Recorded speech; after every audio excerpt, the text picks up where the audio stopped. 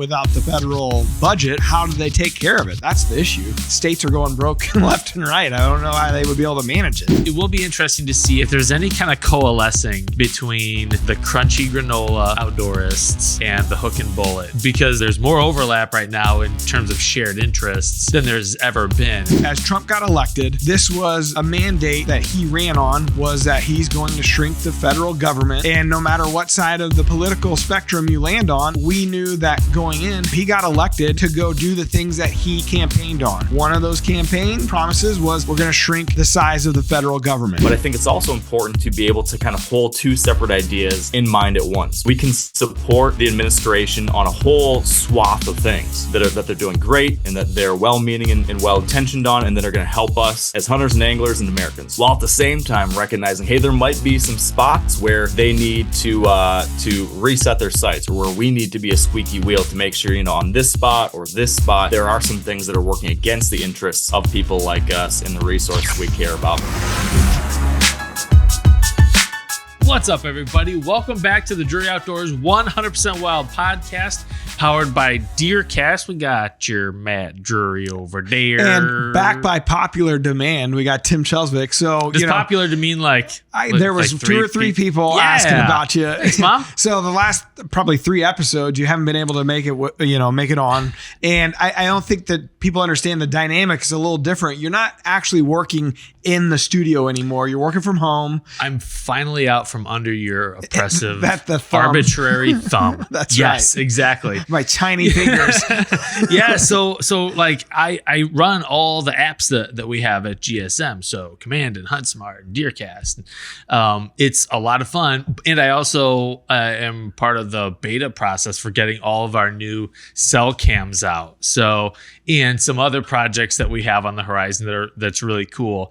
It's a lot of fun, and it's a lot of moving parts to it, but sometimes it means that I'm not always able to sneak away to get up here to do a show. You're in a lot of meetings, so you're dealing with development teams, out in Serbia and all over the U.S. You're dealing with the development team out in Nevada, so you're dealing in mostly time zones that aren't central. Right? Yeah, it's a weird, it's a global life that I'm living. So when we have like pop-in guests at the studio, obviously I'm here, so it's easy for us to jump on and do one. Usually that means Tim can't. So yeah, so please keep watching those shows, even though they're not good. That's right. Please, just for the sake of the show in general. Yeah. Well, speaking of not good, this duo together, where's this going? Not great, but the original 100% Wild duo of Mark Kenyon and Matt Drury was probably applauded at pretty high, high regard there. So we got a good guest today. Why don't you introduce him real quick? In fact, this guy is going to make it so I can just sit back, cross my arms, and be silent. That's right. We're going to let him do all the talking. So introduce him. Yeah. So we got Mark Kenyon. Mark is the host of Wired to Hunt, obviously, the author of That Wild Country, an epic journey into the past, present, and future of America's public lands. He's been on the Netflix original series Meat Eater, featured in USA Today, The Hill, Outdoor Life, Outside, more. He's a lead contributor over at Meat Eater, and just in general, one of the best ambassadors I think we have for the hunting community out there, kind of helping shape the narrative in the general public. So some would say once he left the podcast, his star really started to shine. Weird. What's up, Mark? How you doing, man? I am good, and even better now that I get to hear you two giving each other hell and all the self-deprecating jokes. It's thoroughly enjoyed on my part, so it's good to be back. Thanks for having me. That's right. That's how we always did it, right? Even in the early days, that was I think back, when we first started. Obviously, you had been doing the Wired to Hunt podcast for years ahead of when we decided to team up and start 100% Wild, but we tapped into your knowledge because even back then, you were really a leader in our industry in the podcast world. Now you throw a rock and you hit 10 podcasts. It's funny, but shit, we're 415 episodes in on this podcast. How many are you at right now with Wired to Hunt? I think we're almost at 900. Yeah. I think is the number. Dang. Yeah. So yeah, and it's been since 2013, I think. 13, 14, somewhere in there is when the podcast started, and Wired Hunt started in 08. So yeah, it just feels like it's all gone really fast. And like we were talking about, I'm feeling old all of a sudden. Yeah, we're the old guys. Mark, if you had a nickel for every time someone came up to you and said, "Hey, I'm thinking about starting a podcast," how soon could you retire, and how long could you retire for? I definitely would be a lot more financially steadfast than I am right now, if that were the case. And it's interesting, though, is I've had a lot of those people, right? But what is cool is that there's a number of people who came to me with questions like that who have now actually created very successful long-running podcasts. And Joe so it's Rogan. cool to get to hear those questions and chat with some of those people and see them, really flourish. So that is pretty cool. That's awesome. Well, I appreciate you jumping on. We reached out to Mark because, I think, so love the BS session and the joking and giving each other hell. But the real reason we wanted to have Mark on was to kind of help explain to our audience a little bit about what's going on with all these federal layoffs and that's happening in the government and how that may affect your experience on public lands and of course, obviously in national parks and all that stuff. So I wanted to, Mark's been, very, outspoken, I think, on his social channels and keeping people up to date on what's going on. Of course, a meat eater, I think pretty widely known that they're very involved in keeping up to date with what's going on out west and even much beyond that. I know whitetail and all that stuff, but they really have a finger on the pulse of what's going on with, the Bureau of Land Management grounds of access. They're huge into getting access to those spots.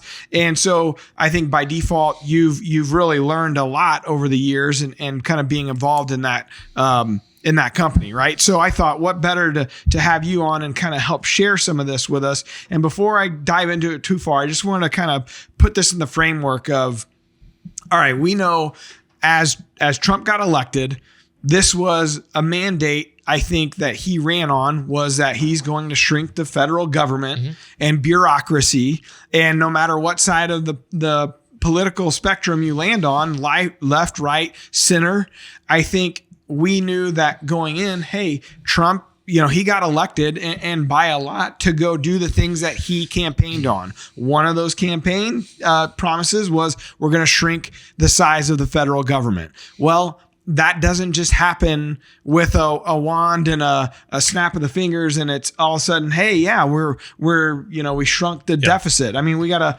$36 trillion deficit. That doesn't just go away.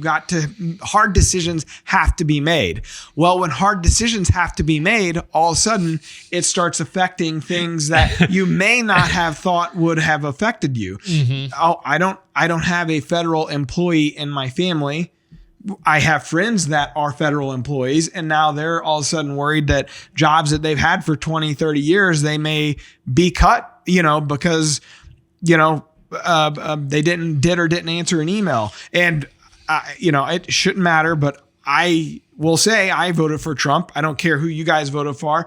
I liked that mandate. Nader. Yeah. I liked that mandate of shrinking government and fixing our deficit problem. Well, okay. So here's some of the real world things that are going to happen because of that. So that's where I wanted to start the conversation with and get you guys' thoughts and especially hear what Mark has to say on how that may affect you in the woods this spring, summer, and fall. Does that set it up? Yeah, that's perfect. I think that's a really good kind of framing for this, because you're right. This is something that, is a nationwide set of changes underway, right? So our little slice of it relevant to hunting and fishing is a small piece of a much bigger wave of change, which to your point, Matt, I think a lot of this stuff is important and necessary. But I think it's also important to be able to kind of hold two separate ideas in mind at once, which is we can support the administration on a whole swath of things that they're doing great and that they're well-meaning and well-intentioned on and that are going to help us, as hunters and anglers and Americans. while at the same time recognizing, hey, there might be some spots where they need to reset their sights, or where we need to be a squeaky wheel to make sure, on this spot or this spot, there are some things that are working against the interests of people like us and the resources we care about. And I think that's where, hunters and anglers especially have a superpower right now over the next few years, because, we do have the ear of the administration, because of course they are, their constituents are in large part rural Americans like us who care about hunting and fishing, who also care about public lands and the environment and, clean rivers to fish in and all that kind of stuff. But we actually have a seat at that table because we're in this community that we are. And while maybe other folks that care about public lands who might be more traditionally left leaning, they probably aren't at that table. So if there is going to be influence on these things, like, we're the people to do it right now. So that's great. We have an opportunity there. And Don Jr. is he's a passionate outdoorsman, and Eric Trump is as well. So like, you actually have the president's ear with people that have their pulse on the industry and know what's happening within the industry.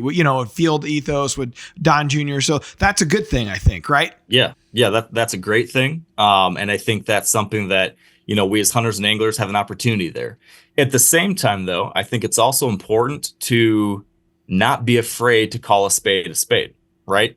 We can agree with someone on 97% of things, but it should not be, we shouldn't be penalized for saying, hey, on this 3% or on this thing here, I think you're getting it wrong. I think we should not be afraid to speak on some of these things. We should not be afraid to let our voices be heard on these things. And if anything, we have maybe even a greater responsibility to do that, because I'd much rather work from inside, than from the outside banging on the door. So like I said, we've got a chance now to try to bring attention to something that we care a lot about and that there's a lot of value to hunters and anglers on. I think that's tough, though. The political line, you start towing it, like it's our current climate is, I'm right, you're wrong.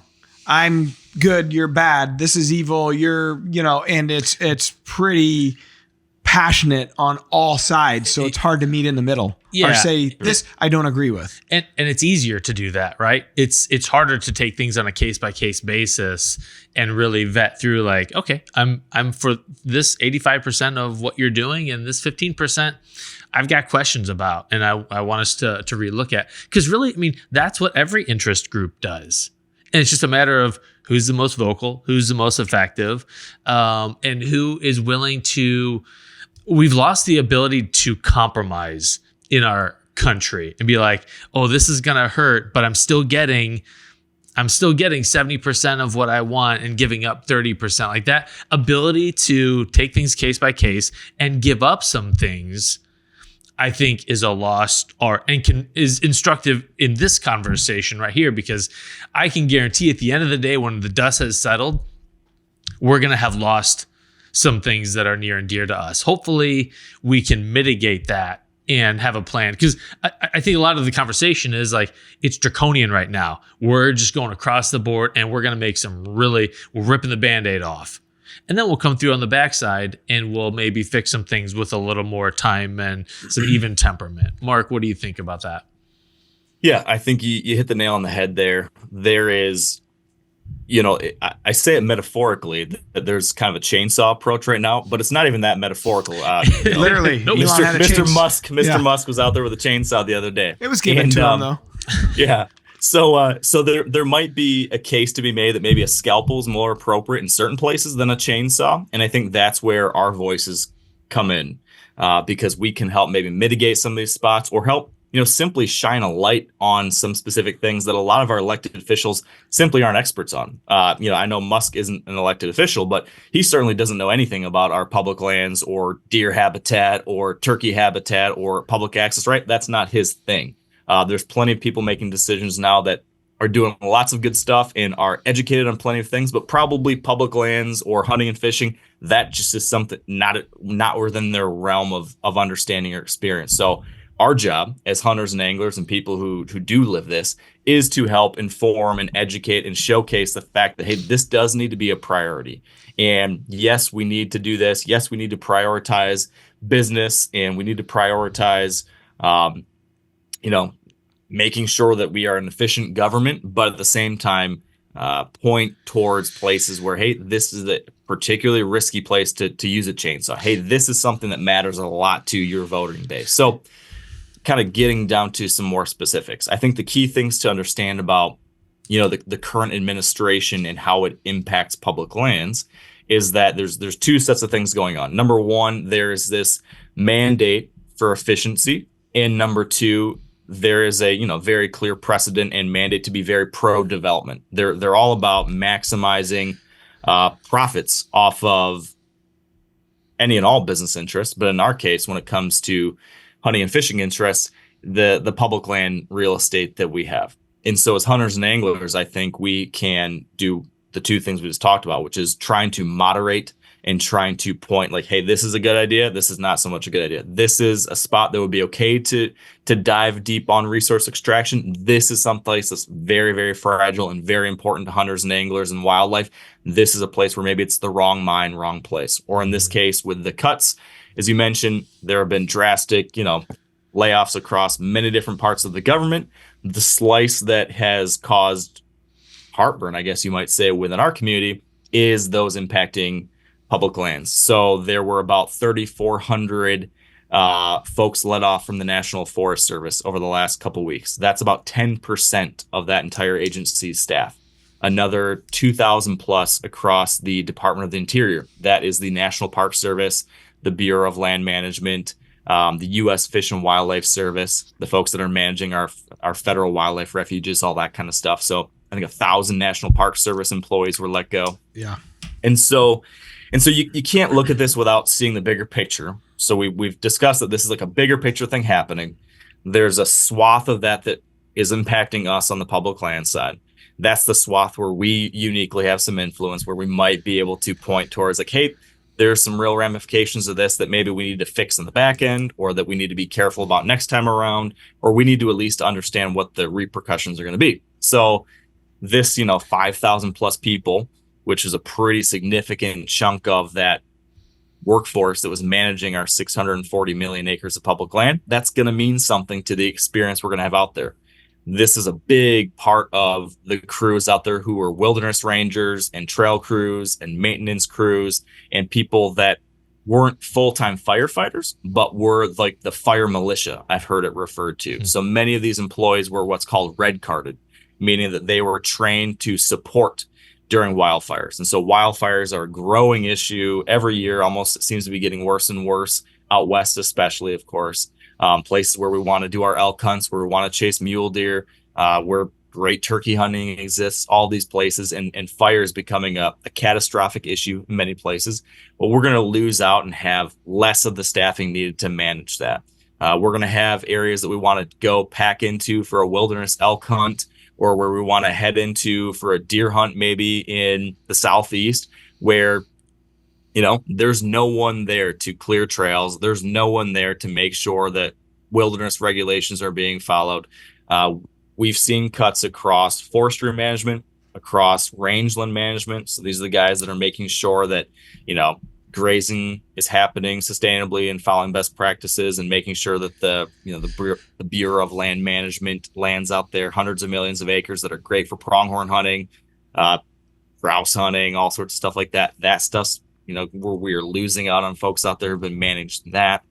There have been biologists. There have been folks in the recreation department. There have been folks on search and rescue. There have been folks that work on invasive species management. So there's many, many different things that need to be done when you are managing 640 million acres for the American public. It's like an incredible treasure trove we have there for folks like us who enjoy these places and care about these places, but it also requires a lot of time, energy, investment, and people to take care of them.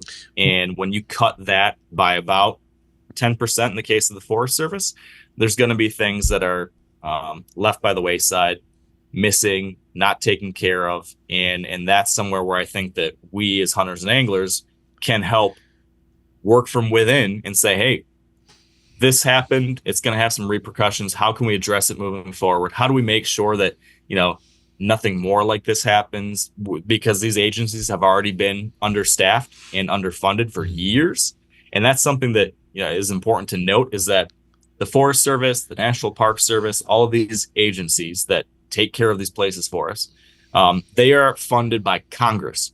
And Congress, in many cases, over decades now, has continued to pull back on funding, less and less funding for these agencies. Or, in the case of the Forest Service, the amount of money that the Forest Service has to spend on fire, mitigation and dealing with forest fires, that has just swallowed their budget. So something like 80% or more than that, maybe, of the Forest Service budget has historically been taken up just dealing with fire.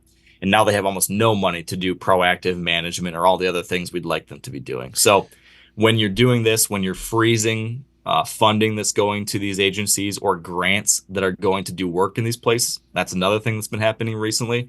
You're just going to see on the ground impacts that aren't good. They're not going to be good for anglers, for hunters, for fish, for wildlife, deer, turkeys, elk.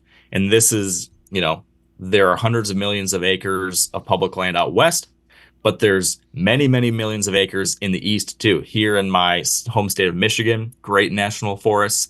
Down in the southeast, Kentucky, Missouri, across the board, there are public lands like these that will be impacted. And if we hunters and anglers don't try to shine a spotlight on this, they'll get lost in the noise, because there's a lot going on right now. And so I think the key is just showcasing the priority there. Mm-hmm. What do you say to people who say that these lands of these environments have self-regulated via natural processes for years and years and years? Why don't we just let them do their own thing, let lightning come in and create wildfires and take care of the brush, and just let those natural ecosystems do what they naturally want to do? Sure. And there are some places where that still can happen, like our designated wilderness areas. There's spots like that where that has actually been the decision made, like, let's let that be. But there's hundreds of millions of other acres where either it's dangerous to do that because of the interface between housing developments and businesses and communities next to those areas, where we need to do management, where we need to make sure that, in the case of fire, we need to proactively try to manage some of these things. But also, you have millions, tens and tens and tens of millions of people who depend on these places to be able to utilize them, to be able to access them. Of course, hunters and anglers, but also campers, hikers, backpackers, climbers, rafters. I mean, there's a $1 trillion outdoor recreation community now. The annual impact of the outdoor recreation economy is about $1 trillion. And a dramatic proportion of that depends on public lands. And so we need to make sure that with all those people, with those tens of millions of folks who are going out there and using these places, we need to make sure that two things are happening. Number one, they have to be accessible, of course. The trails have to be open. The parking lots have to be available. We need some degree of staffing to make sure that the whole thing is not caving in, the infrastructure. But secondly, it's also important that we have to have, folks in place to make sure that we're not loving these places to death either. And, porta potties being overran and trash everywhere and trails completely covered with downfall trees, and, making sure that there are folks out there with biology degrees to make sure things are being managed sustainably, making sure that there are forestry practices in place that are going to keep these forests around for the long term. When it comes to the National Park Service, that is a agency that is dedicated to not just managing the ecosystems there, but also making sure that they are a place that the public can engage with these things. That's the mandate of the National Park Service, is to provide also for the ecosystem, but also the public's enjoyment and interaction with it. So if we don't have staffing and people there who can deal with the people side, that's an equal problem. Well, and so there's a lot. On that note, they talked so what was it? Roughly 1,000 newly hired National Park Service employees were, I guess, fired, so to speak, for lack of a better term. But are they reinstating 5,000 seasonal jobs for the spring and summer when the peak, travel seasons and spring break and summer break is like, that was the confusing part to me. It's like, okay, there's a thing called like a probationary period, right? For these employees, if it's like under a year, they've been there under a year. So those people they got let go, right? All the probationary people, like, pretty much, okay, you're gone. But then I thought I read that there's another 5,000 seasonal jobs that will then go back in, and this is on the national park side. So this wouldn't be necessarily like the forestry side or the public land side. I know that's probably handled in a different department, but is there a truth to that where then they'll bring back maybe some of these people that got let go will then being brought back? So two kind of similar but separate things going on there. Okay. So yeah, the National Park Service especially, but even across the other agencies too, there is a significant seasonal component where there's folks like, hey, we have this uptick in visitation and actions that can happen during, a 6-month window. And so year after year, people come back for 6-month windows on this seasonal allotment. So a big part of the workforce for the National Park Service operates within this seasonal framework. That 5,000 number you referred to, that was originally proposed as like frozen and not going to happen. You're not going to get these 5,000 seasonal workers you usually do. There was a hysteria over that. And I think from within the ranks, some talking about, hey, if we don't have these workers, the parks simply don't even work. Like we won't be able to have anyone here if that's the case. And so that 5,000, those 5,000 seasonal workers, the freeze that was put in place there was removed. So basically, hey, you can still get your seasonal workers. The 5,000 plus layoffs were totally separate. So those are different people who are not associated with that seasonal reinstatement. So like full-time people that are there year round. Yes. And so those folks were the easiest cuts to make were those that were still within a probationary period, right? Because if you are within 12 months of starting in a particular position, you're underneath probation, and there just is less red tape to cutting you. And so that's why those were the positions that were cut, because it was just the easiest place to say, all right, these, we don't have to jump through as many hoops to fire these people. So all probationary employees are let loose. An important thing to note, though, is that, as I've dove into trying to understand who are these people, what were these roles, all of these folks are not like people who've just been working for 5 or 6 months within these agencies. Many of these people have also been long-term employees, but are in a probationary period because they've switched to a new role. So you might have someone who's worked for the Forest Service for 10 years, but they've switched to a new role, been promoted to a different department within there.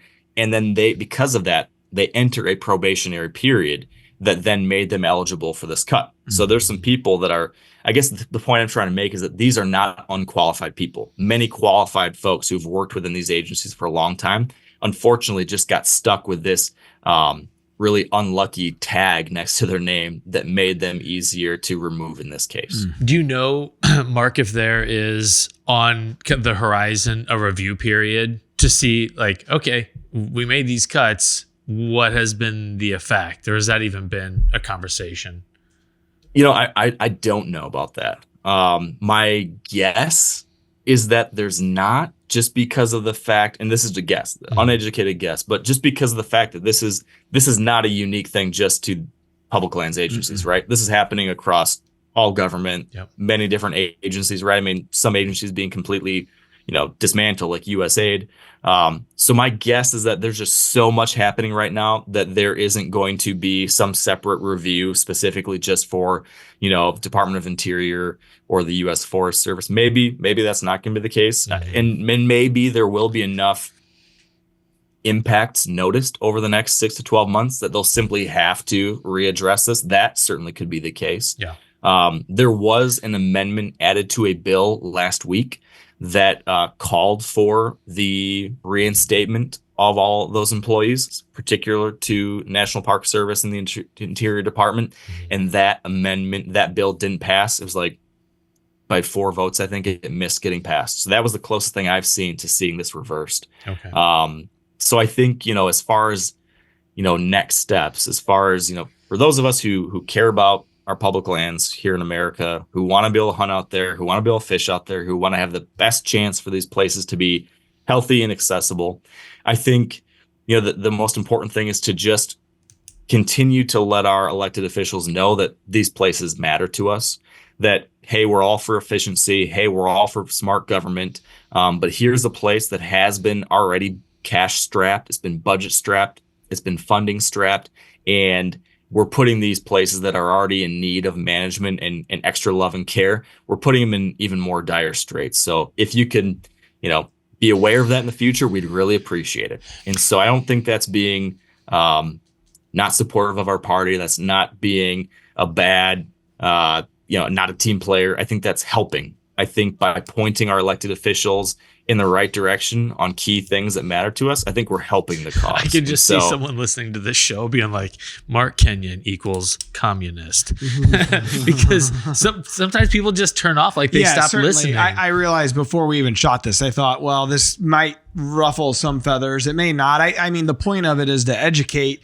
Like, there's a lot going on. And I'm, like I said, I am all for shrinking the size of the government, but you have to realize there's going to be implications across all types of things. It's all fine until it impacts you in your daily life. And okay, this is our lane. This is a lane that we speak about on this podcast. So let's see how it may or may not affect our lane. That's what I want to dive into, right? Yeah. And the other difficult thing about this conversation is that for a lot of us whitetail and turkey guys, especially here in the Midwest, we're hunting on like permission ground or like a family or a lease or something. We don't, ANWR, whether or not they drill an ANWR or not, is almost irrelevant. Out of sight, out of mind, kind of. And obviously energy independence and kind of national defense, those are all intertwined with energy independence. But it is a bigger picture. Well, I wanted to ask you about this. This is years ago when Trump was going through, I think it was when he was going into when he was trying to get elected the second time, right? So leading into the election, the 2020 election, we had Don Jr. on. And one of the things we did talk about was, and forgive me, and I know you probably know this is why I'm asking, what was the bill that they got passed for public land? It was like, at the time, I thought they touted it as purchased a bunch of the biggest thing since, Teddy Roosevelt or something. Mm-hmm. Like what was that? And like, what's so different about that first term than this term so far in the first, we're 40 days in or whatever. Yeah. So yes, I think you're referring to the Great American Outdoors Act, which was a really important, impactful bill. And I would say the important thing to note there, and this isn't a knock on the Trump administration as much as it simply is a recognition of the reality of priorities. And I think one thing that the Trump administration wouldn't be afraid to admit is that they prioritize development and the economy, right? They are very pro-economy. Yeah. When you make decisions about how our public lands are managed, these are decisions about priorities. So you're going to be making decisions on, do I prioritize, protecting this place as wilderness or protecting this place as, a place for wildlife and recreation, or would I rather that be used for increased mineral extraction, logging, et cetera, whatever. And so every new administration that comes in is going to be in a different place on that spectrum. And I would say that the Trump administration has always been further on the development and resource extraction side of the spectrum. And that's fine. Everyone's going to have different priorities. Every interest group's going to have different priorities. And so I think what we as a hunting and fishing and outdoor rec community did last time around was that we were able to use our voices and kind of our community energy to let the administration and many folks in Congress know that, hey, public lands matter a ton to us. And anyone who tries to transfer or sell them or tries to degrade them too significantly is going to get some heat from us. So because of that, there were a number of states where public lands became like a really, really important issue to get voted. So there were a couple senators, a senator in Montana, a senator in Colorado who were up for re-election last time around.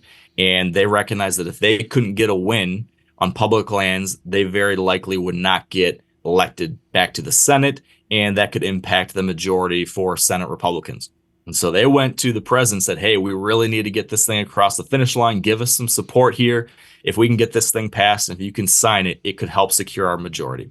And so that all happened, and that led to the passing of the Great American Outdoors Act, which secured significant annual funding for something called the Land and Water Conservation Fund, which is a fund that takes proceeds, royalties from offshore drilling and uses that to fund public land acquisition or costs. And then it also helped fund a backlog of maintenance on our national parks. I think the backlog was $80 million of projects needed to be taken care of on national parks that had not been funded to do. And so when that passed, that got some dollars for that. So a couple of really big things there. That passed under the Trump administration, which is good and great, and I'm very glad that they did that. I think the important thing there to note is that it wouldn't have happened if it weren't for people like us telling the administration and telling our senators and representatives, like, this thing really matters. This is something that's key to your constituents. This is something that, is a priority for us. And so that is the same opportunity we have this time around. If we want to make sure that where our public lands are managed is maybe a little bit more in the middle and not too far in one side or the other, we need to speak up. We need to be a part of the conversation. And I think if we do that, the administration will recognize again, like, hey, our voters do care about this stuff. Yes, of course, we need development. Yes, of course, we need a thriving economy, et cetera. But here's a spot where we do need to be careful. We can't go too far. And I think it's important that we voice that message, because there are also other people in the other ear saying, hey, develop, develop, develop. Hey, business, business, business, because that's the thing they care about the most. And I, of course, and I think a lot of hunters and anglers, we live a little bit more in the middle, where we care about a lot of different things. And so we just have to be that voice of moderation on some of this stuff to make sure that our priorities and our interests are at that table too. Yeah, and it's definitely a both and scenario, because it's been proven that outdoor recreationists, it is a big business, and we have a lot of money behind us. But it will be interesting to see if there's any kind of coalescing between the crunchy granola outdoorists and the hook and bullet, because there's there's more overlap right now in terms of shared interests than there's ever been. And hopefully that leads to some interesting conversations. Certainly, I think as time goes by, the crunchy granola side, as you put it, they're usually probably the most vocal, typically as a community, right? You think more of the left leaning side, and 100%.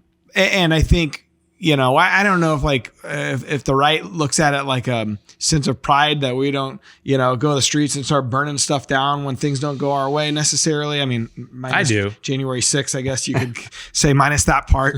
But, when you think about it as a whole, I think the point that Mark's making is very valid, is like, okay, this is where we band together typically. This is where we, start writing our, congressmen and senators and governors, and, really make sure your voice is heard, your representatives. And that's where we typically have had really great success in keeping things the way we want them to, the way we want them to be for the future. Right. And so helping shape our future and kind of holding it in our hands. So I think that's the main point, right? 100%. And I think, going back to that Great American Outdoors Act whole kind of era, that period was maybe one of the best examples of this that we've seen in decades, because there was a growing, and there is again now today to a degree, there is a swath of folks who just want to see public lands eliminated or transferred off and sold off, because they see that as being, a profit vehicle or something the federal government shouldn't be involved in at all. And so there's been this simmering undercurrent of people for many decades who've wanted that. In 2014, 15, 16, in that window leading into 2017, 18, that had a lot of energy and momentum.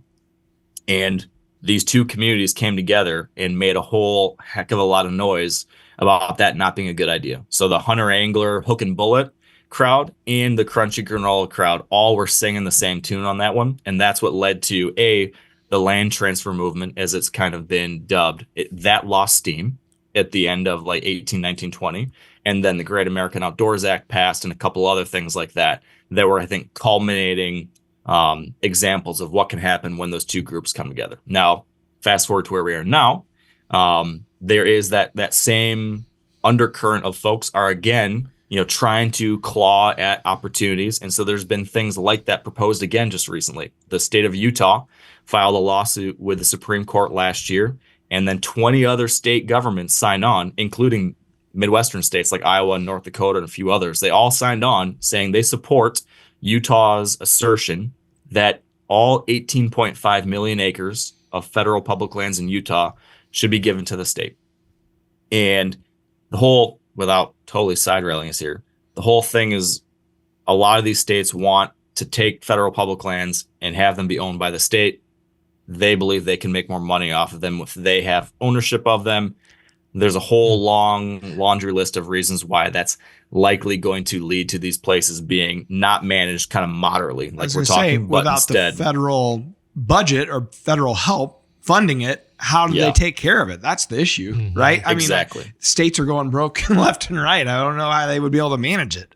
Well, exactly. I mean, you'd have to start thinking about logging and like ways that the state might try to find revenue off the resource, and then what does that do to the resource? Drilling and things that are probably being talked about anyways on the federal side. Yeah. And the key thing is like, yes, resource extraction like that happens on a big chunk of our federal public lands, but it's done with careful guardrails around it, because there's a whole series of federal regulations and policies in place to make sure that our federal public lands are managed with a multiple use mandate. So that means like we have to manage these places for both conservation and sustainable resource extraction and recreation and wildlife, etc. These states don't have those same mandates or policies. In many cases, state public lands out west have a mandate simply to be profitable. And if they do not turn a profit, they have to be sold. And so in Utah, they have sold millions of acres of their state public lands already. So Utah says, hey, we want 18.5 million acres of federal public lands to be state. 20 some other states all jumped on board with this. That is a clear sign that there is energy behind this idea again, unfortunately. Thankfully, the Supreme Court did not choose to hear that case. But then just a couple weeks ago, the state of Wyoming, their state Senate passed a proposal demanding that they should be able to take ownership of all federal public lands in the state of Wyoming, except for Yellowstone. So that includes Grand Teton National Park. So point being, the land transfer movement, the take the public lands and sell them off or transfer them thing is back in some little crazy corners of the world. And that's another place where both the granola crunchies and the hunters and anglers who care about wild places and wildlife, we're both going to have to keep tabs on that and make sure to jump on it when it rears its ugly head again too. Boy, that's a tough one. As a states' rights guy, I typically think that the closer you are to the people crafting legislation that impacts your life, the better, because there's the feedback loop is a little stronger there. That's an interesting one to have to navigate. Yeah, I mean that's a touchy subject. I mean that because they're also balancing their own budgets, each state. So if they're seeing this as an opportunity to we can make more money if it was state owned or state held or whatever. It's like, okay, well, what are they going to do to make more money? To your point, selling off lands or whatever. So it could lead to shrinking opportunities for the outdoors person. Well, the other thing I think of in terms of like direct impact on people is, you know how pissed off hunters get when they hear about poaching cases.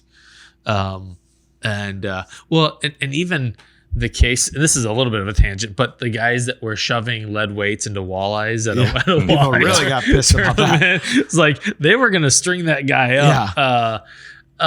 But like we just have such a sense of like ethics, and when someone strays outside, it's like we're going to drop the hammer on you. Yeah. You know, is there a potential case for a decrease in law enforcement on the Fish and Wildlife side, and could that lead to an increase in poaching, which leads to a decrease in opportunity for the guys that are out there following the rules? Certainly, you would think so. Yeah. I'd love to hear what the audience thinks. If you guys, get an opportunity, drop us a comment, in the show here, or head over to the Rack Pack over on Facebook and let us know what you think about this topic. We'd love to hear from you because I think there's a lot of nuance to it, and you've kind of helped shed a lot of that light on it. You're very well versed in it. I appreciate your knowledge on the topic because there's just, like you said, there's a lot to it, and it's constantly changing and evolving. And as a Trump guy, I I look at him and sometimes you think, man, I wish he wouldn't have said this, or I like by and large, 97% or whatever it is. It's like, yeah, I'm on board with all these things. Yeah. And then it's just that other 3%. Like, yeah, shit. Like, man, that's what makes it tough, right? Sometimes for a supporter. And, but then he has a way to go back and it's not always just a clear, it's this way or no way. It's my way or the highway. He leans heavily into something and then he has a way to veer back, and it's the art of the deal. He's great at that stuff. True. He is great at that stuff. So I look at this, and this may be a bad take, and I've got plenty of them. Oh, here we go. This segment of 100% Wild is brought to you by Tracker Off-Road. On the trail, on the job, and on the hunt. Tracker Off-Road has you covered. Jordan, are you recording right now? Let's get a time code. I look at this as another way he looks at things. He's like, okay, my mandate from the American public was to go in and slash the deficit. There's a lot of hard things that we got to do that. And to be fair, I got to take someone like Elon, who the American public did not vote in, but he's the guy in Doge. They're the crew that are going in with the wrecking ball and the chainsaw, and they're the ones that are doing it by and large, because I do think Elon's a patriot. I think he cares about our government. Does he have ulterior motives? Maybe. Obviously, he's got tons of contracts with the government. It was SpaceX and this and that and the other, but the guy has probably, who knows how much money he's lost on the Tesla side and from the left side of things that used to support him, because he's doing this. Like, I don't know what a guy like that, who's a billionaire, the richest guy in the world, what he has to gain. Like someone was like, he's going to take out a loan. He doesn't need more money. So like, I truly think like, okay, this guy's, and this is maybe super naive, and I'm sure I'm going to get killed over this take. But I think, okay, maybe this guy's going in with the chainsaw approach because they know it's a tough job. And if you go in with a scalpel, there's gonna be so many nuances that you can't get anything done. So sometimes to get this mandate done of trying to shrink the deficit and make government more stable going forward, what are we gonna do? We're gonna go in and we're gonna slash everything, and it's gonna be painful, and we're ripping the Band-Aid off. But knowing Trump, a lot of times when groups get together, like outdoorsmen in this case, and they start, getting in their representatives' ears, or getting to Don Jr. or whoever, however, he seems to be sensible enough to go back and say, yeah, okay, this seems like a great idea to fix this, and this. He can come in on the backside and be the hero. Exactly. He's got a really crazy way of doing it. I wouldn't always agree with every, like, the line that he takes to get there. It's never a straight, it's a zigzaggy line. He circles back and he goes around, and, it's a confusing path to follow. But 9 times out of 10, for me and the things that I look towards, and the reason I vote for things, he's been by and large on the right side of things, right? Like a more common sense approach. So to me, he's looking at this as a business, as the government as a business. The business is failing. It's bankrupt. And so what's he going to do? He's going to, and Elon's doing the same thing. All right, we got to get rid of all this stuff. Now, in a business, you go back in then and say, okay, this move worked. This didn't work. Yeah. All right, we're going to go fix this. So that's what I'm hoping happens here. Could be totally wrong, and could be in 4 years crying and broke, right? Like, we're all worried about. But this is what I voted for. This is what I hope happens. And that's my take on it. Yeah. Not too crazy. So, and I think the one key thing that I would just want to make sure we leave folks with is the key to any of that happening, Matt, is making sure that there's a feedback loop. So we have to be the feedback loop, getting, reaching the Don Juniors and the president and our senators, et cetera, saying, hey, when you come back to reassess, here's the problem areas. Here's the spots that really matter. Here's some things you can do a little better. Here's some things to watch out for.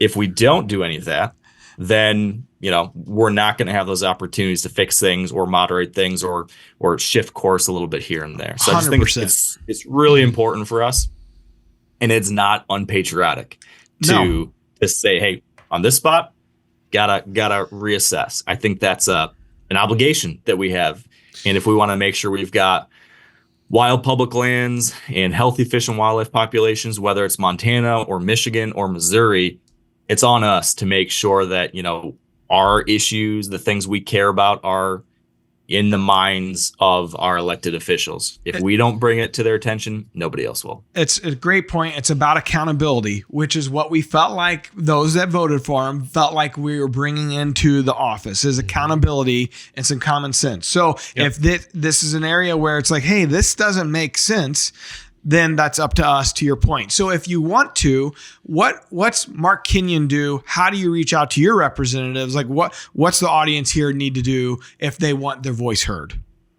Yeah. So I would say it's a 2-step to 3-step process. Number one, you have to have a way to keep tabs on all the stuff's going on, right? You need to be able to stay informed on when there are important bills being proposed or something coming up for vote or a proposal that came out. You need to be aware of it before you'll ever be able to influence it. So the best way to do that would be to probably sign up for one of these newsletters with a conservation organization or a media source that you trust on these issues. The Theodore Roosevelt Conservation Partnership is a really good kind of nonpartisan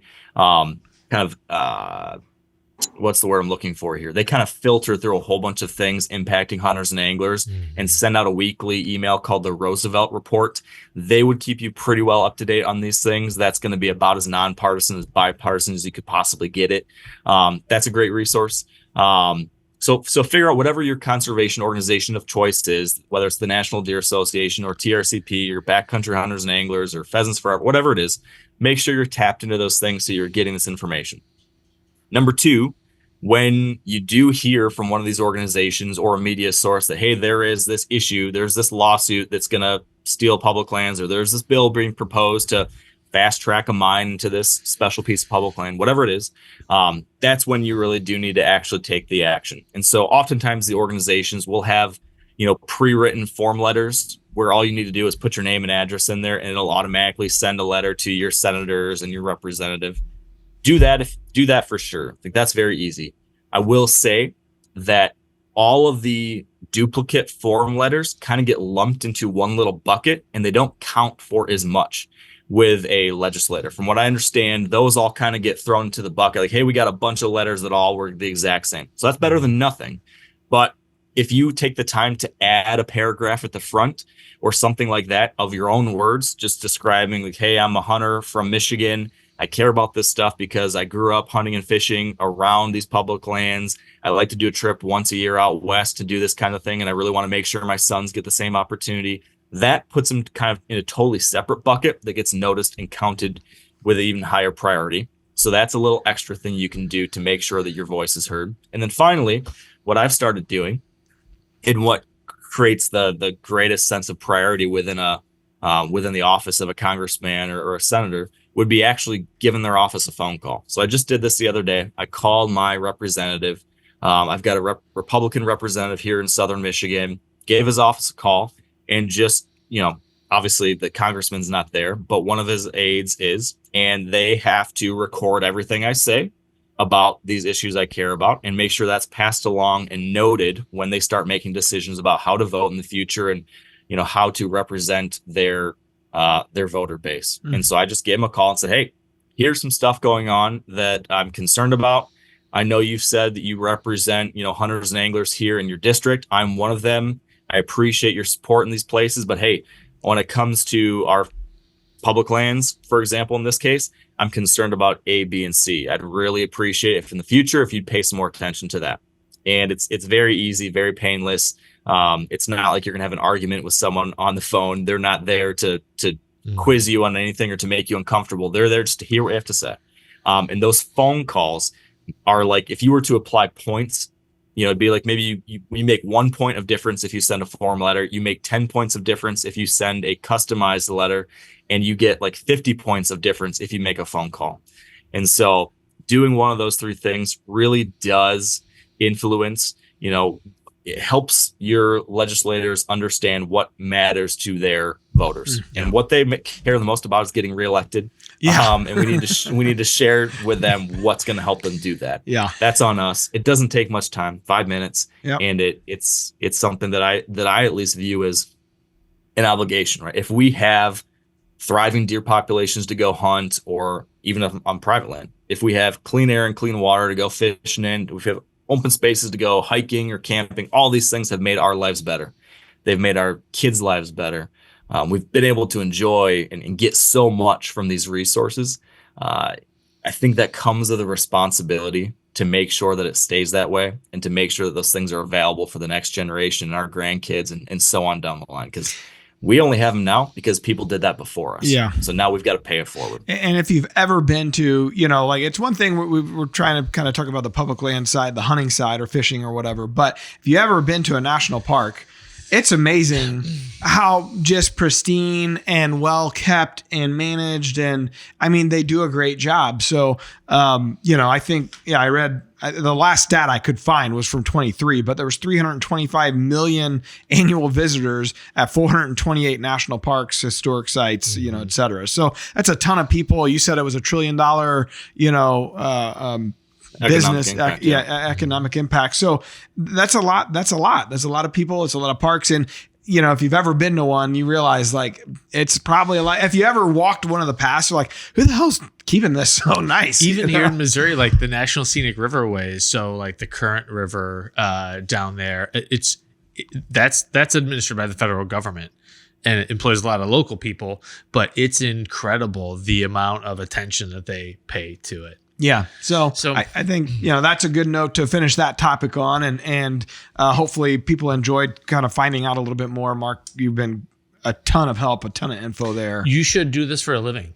You should have a podcast. If you need any advice, let us know. I should write a book about it now. Yeah. Hey. We got a little segment we're going to do. You want to stick around, or we give everybody a chance to get the hell out of there by now if they got other more important things to do? As long as I'm done before 11 Eastern. I've got another call at 11 Eastern. We'll be done. All right. All right. That's good. He gave us parameters. That's good. We got guardrails. All right. So this is something new, Tim, that we're going to do called Tag It or Bag It. So basically we've talked to the on the podcast. I've mentioned we're coming up with a few new segments and ideas and trying to keep things fresh. Mixing it up. And so this is one that Jim Richmond and producer Jordan came up with. Tag it or bag it. So basically we take a current trend and say, should we tag it, keep it, or should we bag it, get rid of it? At least that's the way I look at it. Maybe I got those flip-flopped. I don't know. But tag it, I think we keep it, right? Yeah. Bag it, we'll toss it in the garbage. Right. This segment of 100% Wild is brought to you by PH Outdoors. Check out the full line of the G Series and brand new M Series drills at phoutdoors.com. All right, so this one, the topic they gave us was the rise of 410 turkey hunting. So more turkey hunters are switching to 410 shotguns thanks to advancements in TSS, tungsten super shot loads. The smaller gauge guns are lighter, produce less recoil, and still have impressive knockdown power at range. So I have thoughts on this because of using it recently with my son, but I think there's a caveat to it. Mark, what are your thoughts as the guest? What are your thoughts first of all? So I will come into this admittedly less well prepared than maybe you guys, because I've never used a 410 to hunt turkeys, but I will say my only relevant opinion is that I'm planning on getting one for my son this year for that very reason, Matt, because it seems like they're a great option for early young turkey hunters. And so I love the idea of any way we can make them more effective to get young turkey hunters out there and having good experiences. So I'm excited for that in the case of my son, because he's fired up to shoot his first turkey this year. There you That's go. going to be the way he can do it. He's going to tag it. There you go. He's tagging it. My take is similar to Mark's, but in a different vein. Every turkey that a young hunter shoots is one less turkey that I can kill. And I hate that. So bag it. And I hate those kids out there killing turkeys before. So Tim hates kids. Got it? Yes. No, Sophie rolled her bird at 35 yards last year with Zach and Gabby Plale with the 410. Yeah. It was unreal. With a TSS load? Yes. We patterned it. It's night and day. It's unreal. But even Rob Keck said that he's hunting with a 410 and he can hold it, literally hold it with one hand. Yeah. So I'm definitely tagging it. Okay, so I agree with everything you guys said. I'm tagging it, but there's a caveat to it. So one of the things, again, just like you, Mark, or your journey you're about to embark on, and like you with Sophie, I have a 410 for Cameron, and I'm hoping Lola gets to use it this year. And last year, when we were sighting in, shooting a regular 410 load versus shooting a TSS load, night and day difference. Sure. And of course, like this year, Winchester, who's been a long partner of ours, Winchester Ammunition, they're launching their TSS load. We got to prototype test it last year. It was night and day. It was awesome. Here's the caveat that I would say, and I think this is where the trend, where we have to watch out. And I think off camera, before we jumped on, Mark and I were talking about the NWTF and the convention and all these new young hunters and how great it is. And I said, what we got to watch out for, and I just talked about in the last podcast, so the ethics, the morals, the values that need to come or be taught to the younger generation coming in, maybe the TikTok generation. And I think the issue is, and the caveat is, with that TSS load, you're getting people taking long shots and probably unethical shots in a lot of instances. You know, you're sitting there with Sophie, 35-yard shot is not unethical with a 410 TSS, but we're having people taking 60-yard shots with them at 70 that you see, like you see these clips going out on social media, and it's terrible. I mean, that's just not what it's not turkey hunting. Like the whole point is bring them in. That's the point. So that's the caveat. That's the bag it part of tag it or bag it here on the 410 TSS discussion for me. A both and there's a both and. So for me, I'm tagging it from a perspective of like, it's amazing, less recoil. You know, the downrange energy is unbelievable. Especially with the TSS load, the bag it is. Let's be ethical about it, and let's use common sense and identify our targets, and make sure that we're still doing right by the wild turkey. Yeah, 100%. So I'd sign off on that. All right. So that's that. Last but not least, Mark, I don't know that you are in this. Probably not. You're a man of high character, but we have a thing called the Rack Pack on Facebook. It's a private Facebook group that our listeners and followers enjoy. And so every week we read some names. Back in the day, we always had a fake name in there that Tim would throw in and totally, like Bart Simpson, throw me off. But this week, I think we just got some real names. So if you want to join it, just go over to Facebook, type in 100% Wild Rack Pack, and answer a couple questions, and you're in. It's a great community where we get to have great discussions like the one we just had with Mark, and where we get to share our successes and failures in our case. All right. This week we got Wayne Dorr, Brian Meyer, Andrew Abrams, Russell Upsomgrub. Russell Upsome Grub. We got a fake name this week. I sure hope we do. Yeah. Russell, if you're real, I'm sorry. Luke Matthews, Brendan Martin, Justin Caton. That's going to do it for the Rack Pack members. If you liked what you heard today, please like, subscribe, follow along with the podcast wherever you get your podcasts. We're on Deercast, YouTube, and everywhere podcasts we listen to. Have a shout out too. We do? Oh, I missed it. Yeah. That's right. Chris Matthews over on YouTube says, absolutely love this podcast. Matt, you all know when to be funny, but also when to be serious and informative. DOD for life. And he used the number 4 instead of the word. That's the way I would do it. So that's with emphasis. Chris Matthews is the man. Mark, where can people follow you? Yeah. At Wired to Hunt on Instagram. You'll see all the social stuff there.